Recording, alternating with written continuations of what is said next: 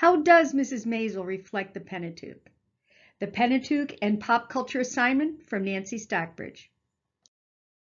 So let's see how the Pentateuch is reflected in pop culture by looking at The Marvelous Mrs. Maisel, an Amazon television program.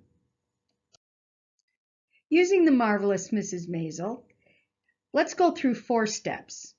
First, I want to introduce you to Mrs. Maisel. Then look at what and how does Mrs. Maisel teach or be reflected in the Pentateuch. There have been many reactions to the program, so I want to share some of those with you, and end by understanding what does this tell us and what can we make of this. You may have already met Midge or Mrs. Maisel, perhaps over the water cooler after binge watching it on Amazon. Well, Midge is an example of the New York City mid-century affluent Jewish woman, raised to be focused on her family.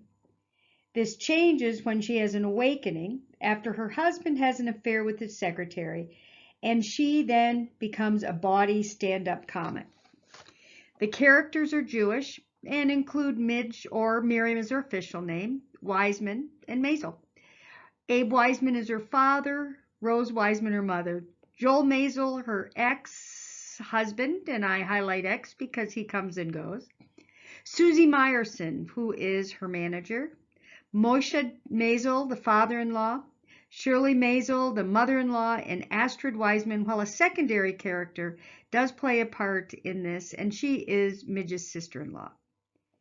The Marvelous Mrs. Maisel is an Amazon television program. It has just started its 3rd season, and it is a comedy that is focused on this Jewish family and the coming to life of Mrs. Maisel or Midge. It's got very fast-paced dialogue and is known for that. 3 areas I want to consider are, first, the similarity of the role of women in the early chapters of the Pentateuch and the expected life of Mrs. Maisel in the late 50s and early 60s New York. We see how the Pentateuch underpinned both worlds in expectations, and consider the impact of the edicts from Moses and see them through the eyes of someone converting to Judaism. A common theme of both Midge's story and the Pentateuch is the story of women and women's power. In her family and community, Midge follows the rules and is unseen. In the Pentateuch, as Rashkow said, that women are conspicuously absent and are not seen.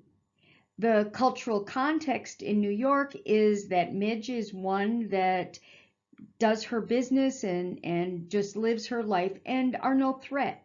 Same way that the women were seen as no threat by Pharaoh in Exodus, when he didn't even think of the midwives and the sisters and Moses' sister taking him on.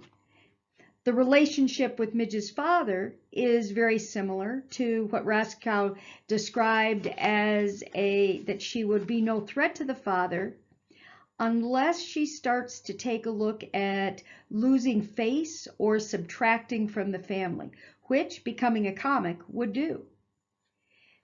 Patriarchy fears women's power and seeks to circumscribe it, according to Exum, and this is one of the ways that her father and her husband are trying to control Midge, because she is actually demonstrating her power in the comedy.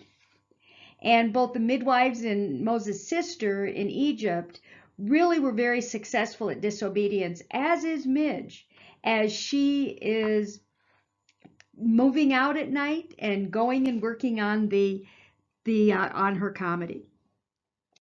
Midge brings to life the Pentateuch in both her life and in her comedy act.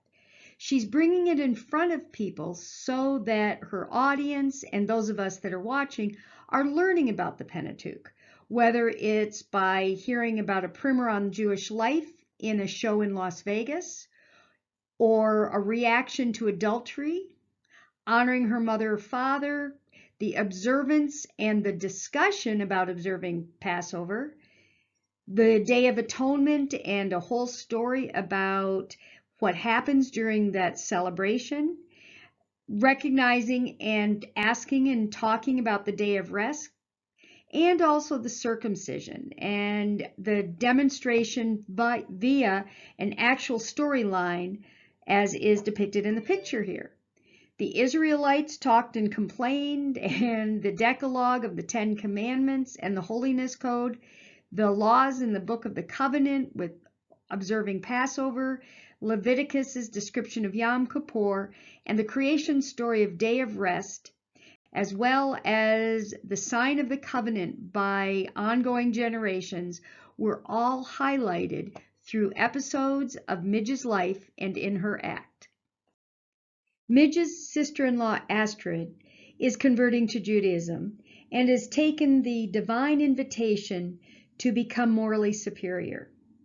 She has become super religious and is following and studying all the holiness code. It is a challenge for her because she's from the outside coming in. Unfortunately, this storyline ends up making fun of her, whereas it would be a wonderful opportunity to learn the depth and the understanding of what it is to be Jewish as described in the Pentateuch. We have seen how the television program The Marvelous Mrs. Maisel connects with the Pentateuch as we consider women's roles, examples of ritual and expectations from both the Pentateuch and her life, and using conversion to teach the laws and covenants of Judaism. Now, rather than assume that I understand how the portrayals in the show are received, let me share reviews and comments, both positive and negative, to provide a balanced perspective.